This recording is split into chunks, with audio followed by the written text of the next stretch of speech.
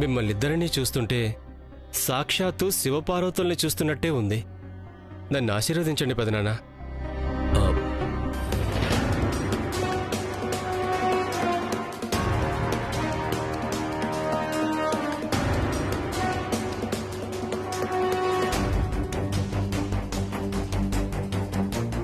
ఇన్నాళ్ళైనా నువ్వు కనిపించకపోతే ఎటో గాలికి పోయావేమో అనుకున్నావు.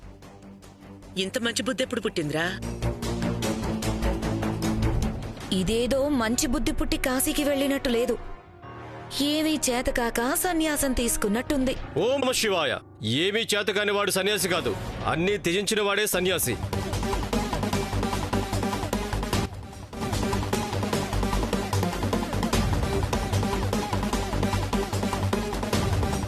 ఎంత నిశ్చలంగా ఉందామన్నా నిన్ను చూడగానే మనసు చలిస్తోంది ఊర్మిళ. కాదు కాదు, రాతినైనా చెలింపు చేసే సౌందర్యం అనేది. ఇంతకీ ఎన్నాళ్ళు ఈ అవతారం?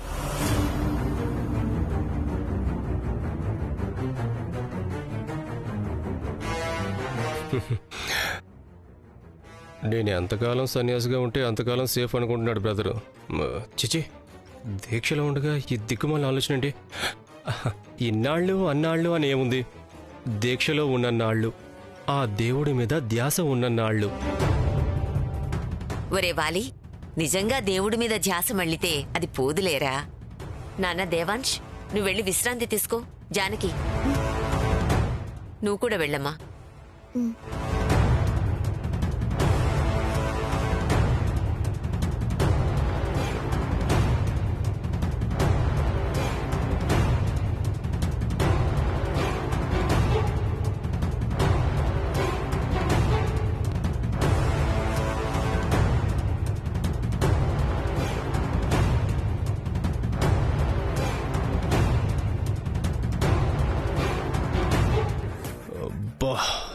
నీ అందం చూడకుండా ఉండలేం, చూసినా ఉండలేం. చిచి, కాశీ నుంచి కాంపౌండ్ వాళ్ళకి వచ్చేంత వరకు నిగ్రహంగా ఉన్న మనసు లోపలికి రాగానే నిగ్రహం తప్పుతోందేంటి? వెంటనే స్నానం చేయాలి. నిగ్రహం నిగ్రహం.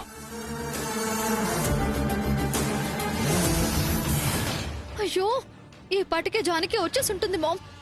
చంపాలని చూసింది నేనేనని చెప్పేసే ఉంటుంది. ఇన్నాళ్ళు మనం పడ్డ కష్టం అంతా పోయినట్టే మామ్. ఇక నేను దేవాంశిని మర్చిపోవాల్సిందే. బేబీ, అక్కడేం జరిగిందో తెలుసుకోకుండా నువ్వు ఊరికే ఎందుకు టెన్షన్ పడిపోతున్నావు? ఇంతకన్నా వేరే ఇంకేం జరుగుతుంది మామ్? జానకి స్పృహలోకి వచ్చాక నా పేరు చెప్పకుండా ఉంటుందా? నేను ఆ ఇంటి కోడలు అవ్వటం ఇష్టం లేక మేనకోడలు అని నాటకం ఆడి నా పెళ్లిని ఆపింది మామ్. ఇప్పుడు నన్ను ఇంట్లో నుంచి బయటకు పంపే అవకాశం వస్తే తను వదులుకుంటుందా? తప్పకుండా చెప్పేస్తుంది. అయినా దాన్ని చంపడానికి మన వాళ్ళని పంపిస్తే సరిపోయేది కదా. నేనెందుకు పెద్ద హీరోలాగా ఛాలెంజ్ చేసి ముందుకు వెళ్ళాలి? పైగా అక్కడ గుళ్ళో ఛాలెంజ్ చేసిన సరిపోక హాస్పిటల్లో కూడా ట్రై చేశాము. ఎలా చూసినా సరే తప్పించుకునే అవకాశమే లేదు మామ్. దొరికిపోయామంతే. బేబీ, నువ్వు అన్నట్టు దొరికిపోయావే అనుకుందాం. అదే జరుగుంటే ఈ పాటికి నీకు ఫోన్ రావాలి కదా. జానకి గనక నీ గురించి చెప్పుంటే ఈ పాటికి నీ కోసం ఫోన్ చేసి ఉండేవాళ్ళు కదా. కరెక్టే మామ్. ఊరికే భయపడకుండా ముందు అక్కడ ఏం జరుగుతుందో తెలుసుకో. ఫోన్ చెయ్యి.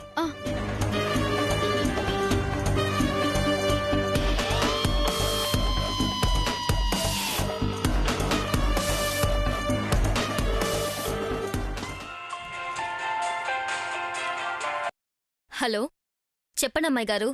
అందరూ హాస్పిటల్ నుంచి ఇంటికి వచ్చారా? ఇప్పుడే వచ్చారమ్మాయి గారు. అంతా బానే ఉంది కదా? గొడవలేం జరగలేదు కదా? చాలా పెద్ద గొడవ జరిగిందమ్మాయి గారు.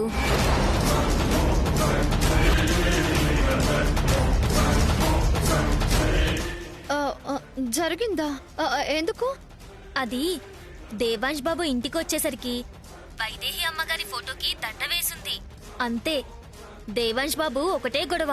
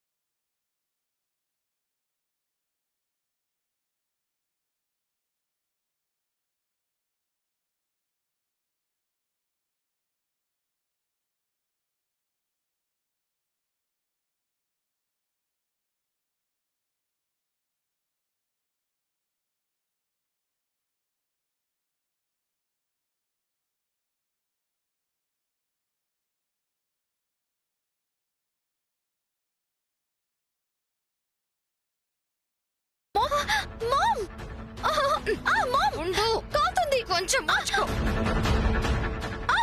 కాలుతుంది మామ్.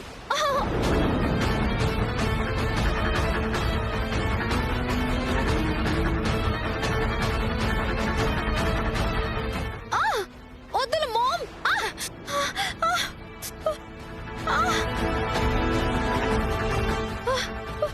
ఏం చేస్తున్నావు? పిచ్చా నీకు? చేయి కాల్ చేసావేంటి? సానుభూతి కావాలన్నావు కదా బేబీ. తిన్నగా కౌశల్య దగ్గరికి వెళ్ళు. అది నిప్పుల గుండం తొక్కితే నేను అరచేతిలో హారతి వెలిగించుకున్నానని చెప్పు.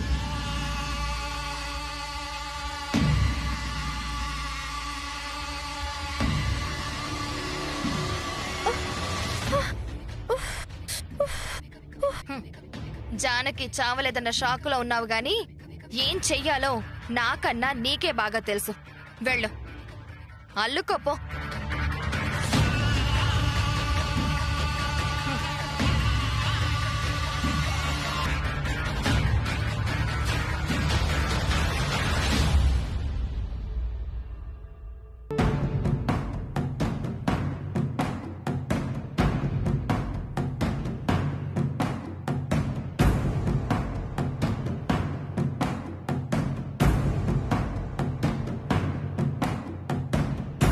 పోలీసులు వచ్చారేంటి?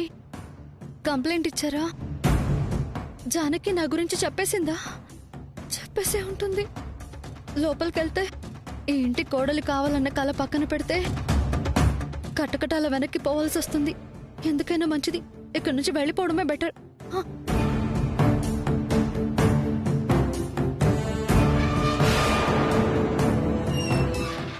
ఎక్కడికి వెళ్ళిపోతున్నారు అమ్మాయి గారు? మీకోసం అందరూ వెయిటింగు. పోలీసులు కూడా వచ్చారు. మిమ్మల్ని ఏదో అడగాలంట. పదండి. అయిపోయాను. ఇది ఖచ్చితంగా నా గురించి చెప్పేసే ఉంటుంది. ఏం చేయాలి ఇప్పుడు? ఆలోచిస్తారేంటండి? పదండి పదండి.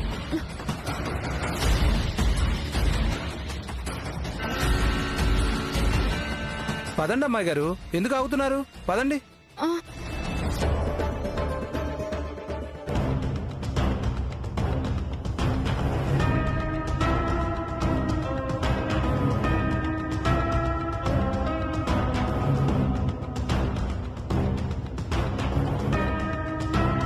రండి అమ్మాయి గారు, రండి రండి. అయ్యగారు, అమ్మాయి గారు వచ్చేసారు. ఎస్ఐ గారు వచ్చేసారు.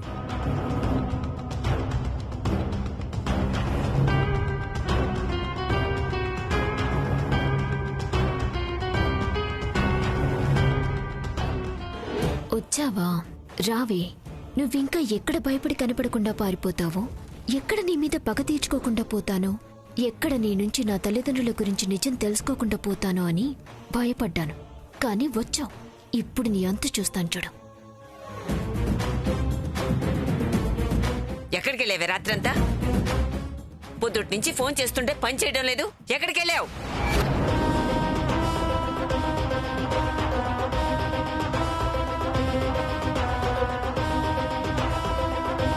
ఎక్కడికి వెళ్ళావు చెప్పవే.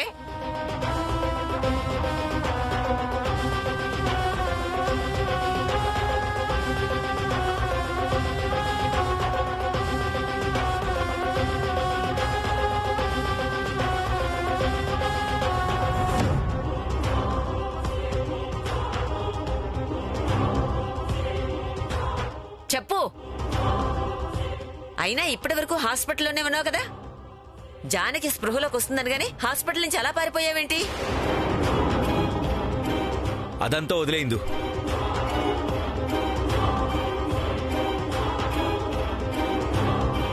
జానకి గుళ్ళో ఉన్నప్పుడు రాత్రి నువ్వు అక్కడే ఉన్నావా లేదా?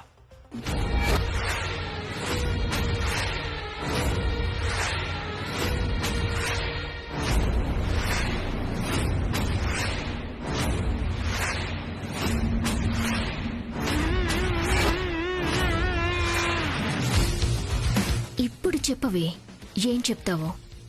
అడ్డంగా దొరికిపోయావు. అడుగుతోంది నిన్నే. ఆ సమయంలో గుళ్ళో ఉన్నావా లేదా అది చెప్పు చాలు.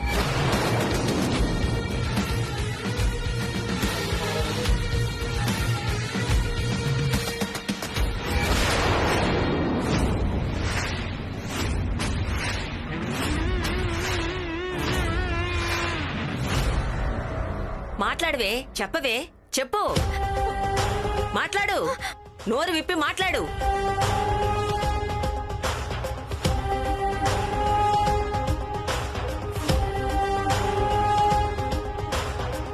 చెప్పవే, చెప్పు, చెప్పాల్సిందే, చెప్పు, చెప్పు, చెప్పవే, చెప్పు, చెప్తావా లేదా, చెప్పు, చెప్పు.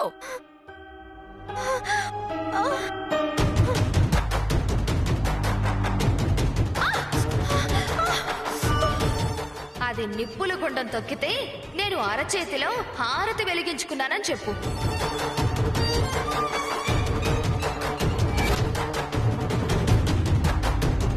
ఏం చెయ్యాలో నాకన్నా నీకే బాగా తెలుసు. వెళ్ళు, అల్లుకోపో.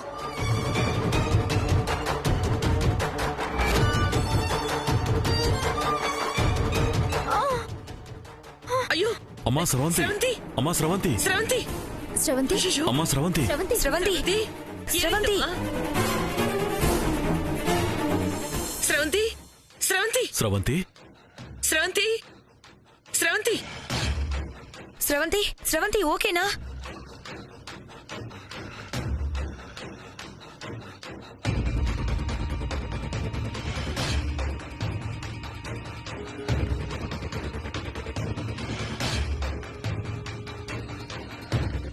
ఏమైందమ్మా? స్రవంతి! అత్తయ్య,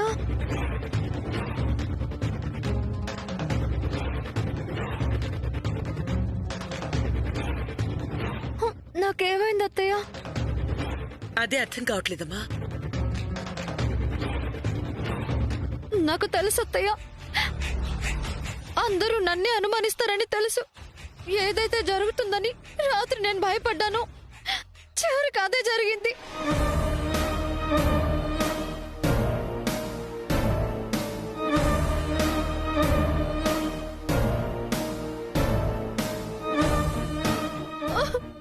నన్ను ఇంట్లో నుంచి బయటకు పంపించడమే ఈ జానకి కావాలి కదా.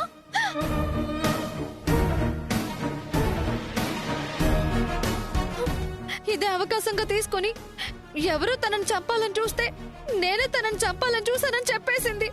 అది మీరందరూ నమ్మేశారు. అమ్మ స్రవంతి, నన్ను మాట్లాడివ్వండి అత్తయ్య. నేను చెప్పాల్సింది చెప్పాక తర్వాత నమ్ముతారో లేదో మీ ఇష్టం.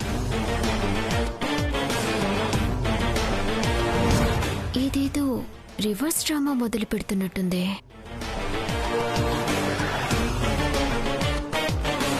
నేను అనాథలా మీ ఇంటికి వచ్చాను, నేనే మీ మేనకోడలు అన్నారు. తర్వాత ఈ జానకి రాగానే బావతో నా పెళ్ళి ఆపేసి నన్ను అనుమానించారు.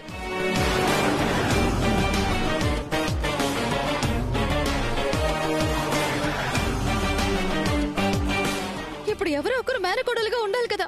అందుకే ఈ జానకి గుళ్ళు జరిగిన దాన్ని అడ్డు పెట్టుకుని నా మీద నింద వేసి నన్ను బయటకు పంపించాలని చూస్తుంది.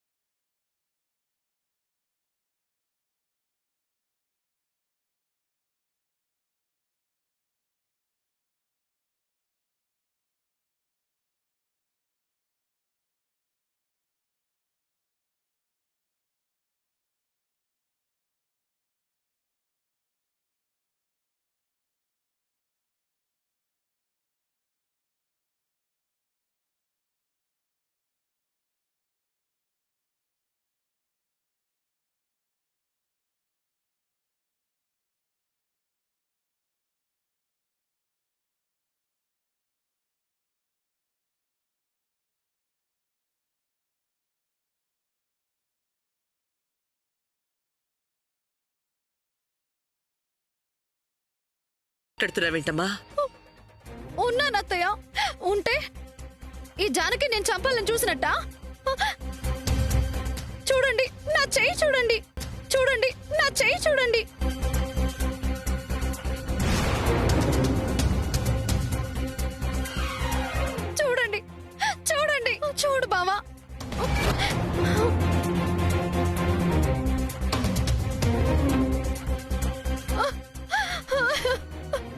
బావ కోసం జానకి నిప్పుల గుండం తొక్కితే నేను అరచేతిలో హారతిని వెలిగించాను.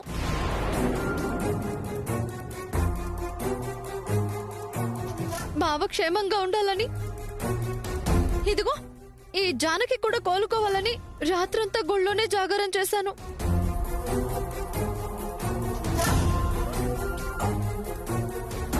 ఇదంతా మీకు తెలియదు కదా. ఈ జానకి చెప్పిందే నిజం, తను చెప్పిందే మీరందరూ నమ్ముతున్నారు. నేనేం చెప్పలేదు శ్రవంతి.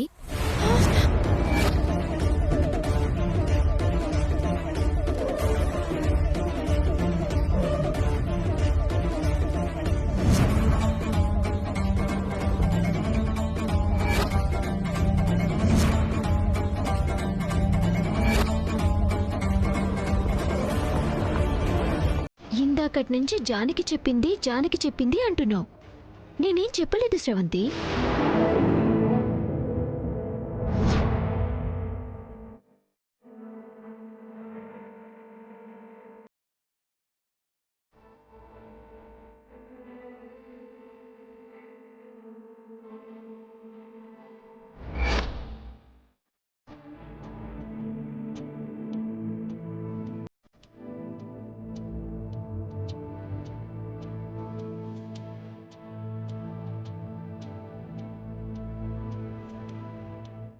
అవునమ్మా, జానకేమీ చెప్పలేదు.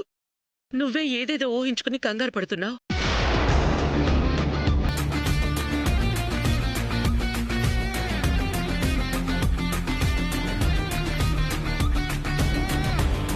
అయ్యో, ఏం చెప్పకపోవడం ఏంటి?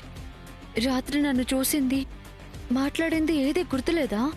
లేకపోతే చెప్పకపోవడానికి వేరే కారణం ఏమైనా ఉందా? నువ్వు చేసావని చెప్తే మాత్రం ఎవరు నమ్ముతాం శ్రవంతి? నువ్వెలాంటి దానివో మాకు తెలుసు కదా. అసలు నువ్వే తప్పు చేయనప్పుడు ఎందుకు భయపడ్డావు? గుమ్మడికాయల దొంగ ఎవరంటే భుజాలు తడుకోవడం అంటే ఇదే.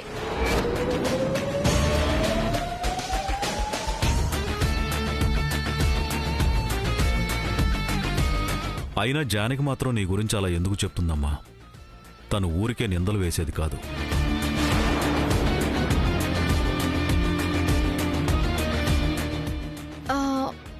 అంటే మావయ్య, గుళ్ళో ఉన్నావా అని పదే పదే అడిగేసరికి అక్కడే జానకి మీద హత్యా ప్రయత్నం జరిగింది కదా.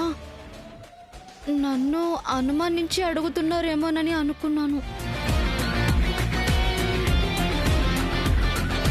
అలా అడిగితే అనుమానించినట్టేనా? ఏసీపీ గారు జానకి మీద ఎవరు దాడి చేశారు అని జానకిని అడిగితే ఏమో తనకి ఎవరూ గుర్తులేరు అని చెప్పింది.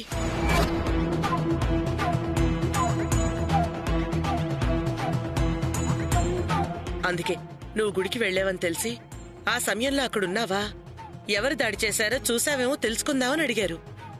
అంతేనమ్మా.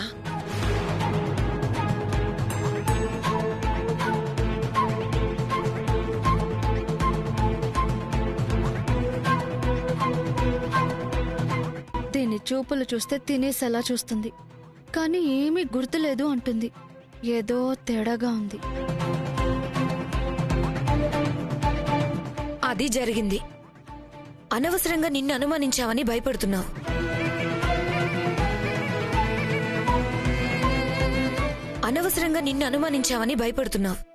నీ మీద ఎవ్వరికీ ఏ అనుమానం లేదు. పదండి పదా. ఆగండి.